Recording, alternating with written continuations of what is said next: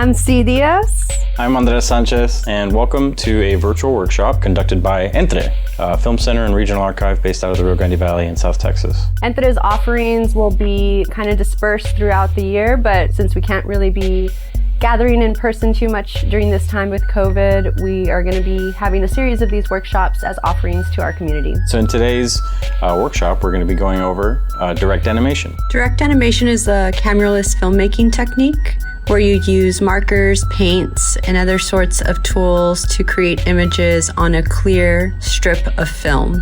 We'll be demonstrating this direct animation technique with 16mm single perf clear film leader. For those of you who don't know, 16mm, or the number millimeter, literally refers to the width of the film strip. So 16mm obviously is 16mm wide, 8mm wide, 35, and so on and so forth. The beginning of your film is called the head, and the end of the film is called the tail or the foot. Each hole on the left of the film is called a perforation, or a perf for short. In the spaces between each of these perfs is a frame of the film. So you want to keep the perfs on the left side while you're working and work from head to tail. That will ensure that whatever you create will be prepped and loaded on a projector for transfer the right side up. Yeah, you don't want to have anything play backwards. And upside down. Yeah. Usually 16mm prints look like this. They have the perforations on the left-hand side and an optical track on the right-hand side. That plays the film's audio through the projector. So if you draw in this area, you will not see it, but you may make some interesting sounds. For direct animation, you're thinking about creating images in each frame between these perfs and kind of work your way down. We designed this really beautiful little 16mm cheat sheet. Andres, you want to give a little rundown about what this is? Yeah, sure. So we made these cheat sheets to kind of give you a little bit of information about what 16mm is, giving you a little bit more details about how 16mm works. So for example, in 1 second of film, you'll have 24 frames, so 24 of each of these little exposures. 1 foot of 16mm contains 40 frames, and that's only 1.67 seconds. So this film moves by really quickly. If you're thinking about doing some animation, you're going to be counting frames, working with spacing out your animation throughout those frames, and kind of thinking about how long you want your animation to be, doing a little math to figure out, that and how many frames you have to do for your piece. So if you want to understand how much film it takes to create 1 second's worth of animation, it's about this much. Today we'll be working with 30 seconds of films on 16mm, which looks like about, if you want to hold the other end. So it's a lot lots of film.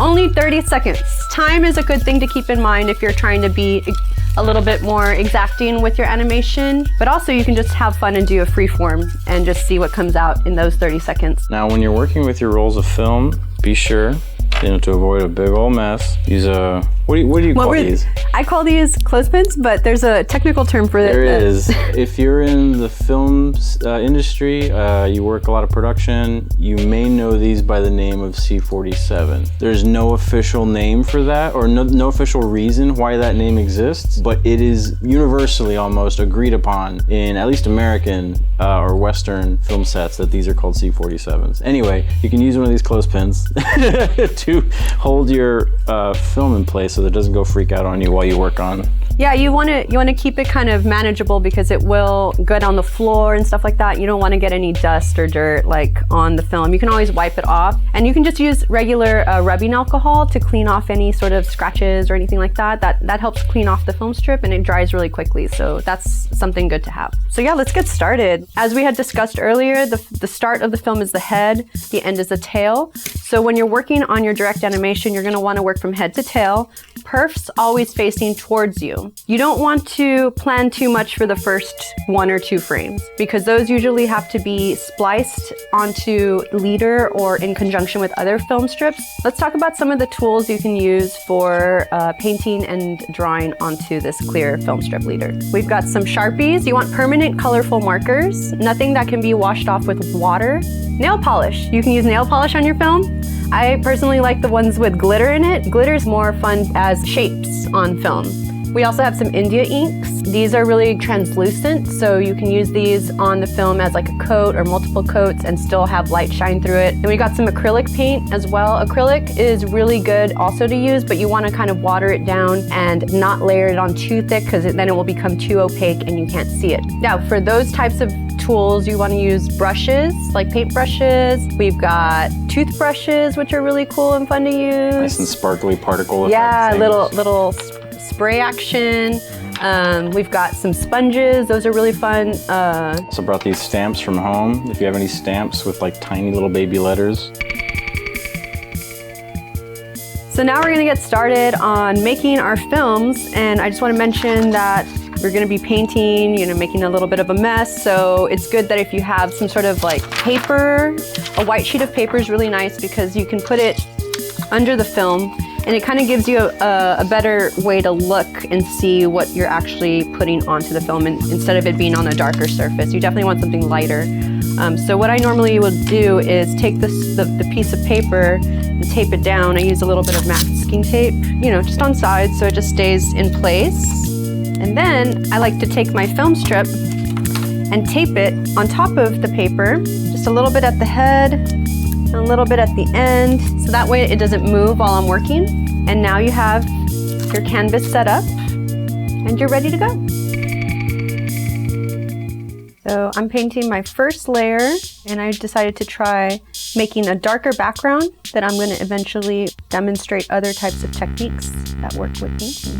Then we should hit it with the blow dryer. The blow dryer is a great tool to have because it helps dry your paint rapidly. So you can move quickly. If you have an idea, you can start making your layers. So you just blast it.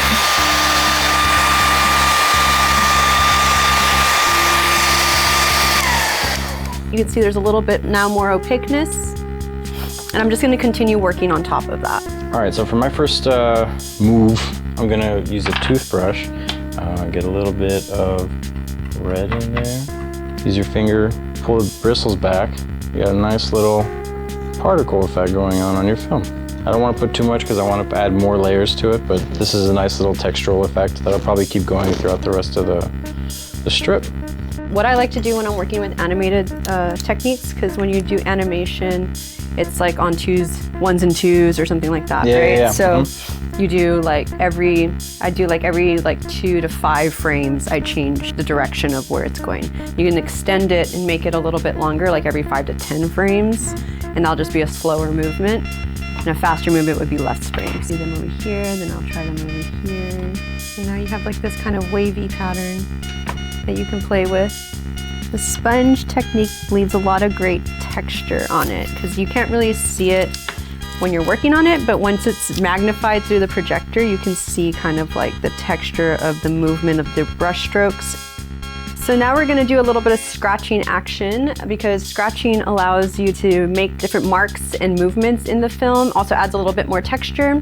A few things that you can use to scratch that you might have at home are paper clips, thumbtacks. I have a little pair of tweezers, old pair of tweezers, but there's also X-Acto knives, which are my favorite tool to use because you get a little bit more precise scratching, and there's different blades that come with it sometimes, so you can play with the different blade styles and stuff. More precise. Yeah, more precise on that. So yeah, you just like kind of work it in. I like to be a little bit more abstracted with my scratches because I just like to be surprised whenever I get my transfers back of the film. And it's good with the X-Acto because you can get really in there detail-wise. And then we can take a Sharpie and then color in the moments that we've scratched out. So for mine, I'm thinking of some sort of cascading lines that are gonna go across frame. So I'm creating little strips on the film, but when these play, when they're projected, they're gonna go. So one tool you'll want to have with you is some masking tape or painter's tape.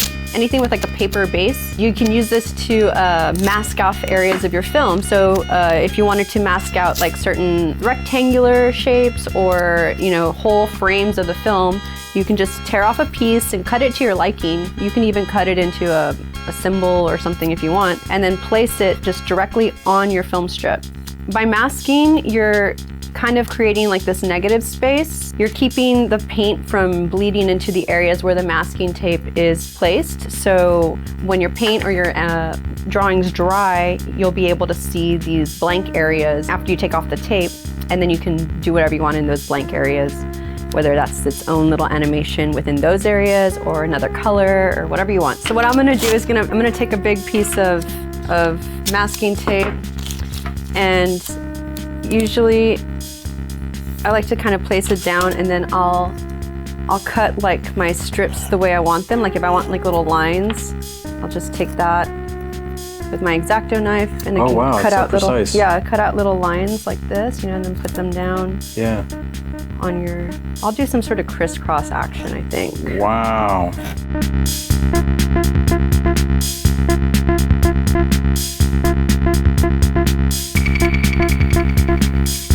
You don't need to stick to drawing frame by frame. Painting and drawing abstractions and patterns without using the frames as a guide will create interesting movement when projected. Yeah, try painting and drawing multiple lines or symbols vertically from head to tail in different colors. All right, so I think we're going to show y'all what we've made so far throughout this workshop. We both did kind of different sections, right? Showing you all the different techniques. We did some scratching, some animation, some frameless techniques, coloring outside the lines, some masking. Here we had the masking on these diagonals. Oh yeah, masking was really fun. Yeah, we still have a lot to work on, so we are also going to be making our own films with you all. These are just a few techniques we wanted to share with you to inspire you and get you ready and set up for making your first non-camera film. We hope you enjoyed this workshop and that you learned something and that you're excited to make films. To learn more about what we do, visit our Instagram, which is entre.tx. You can also email us at entrefilmcenter@gmail.com. If you're at home and you have one of the cheat sheets, if you scan this QR code, it'll take you to the video of the first community film that we made, which should be available for view at this point. But yeah, I think that's all we got for today. That's all we got for today. So happy painting, happy scratching. Enjoy making your first film on film with paint and other cool household items. Don't burn the house down.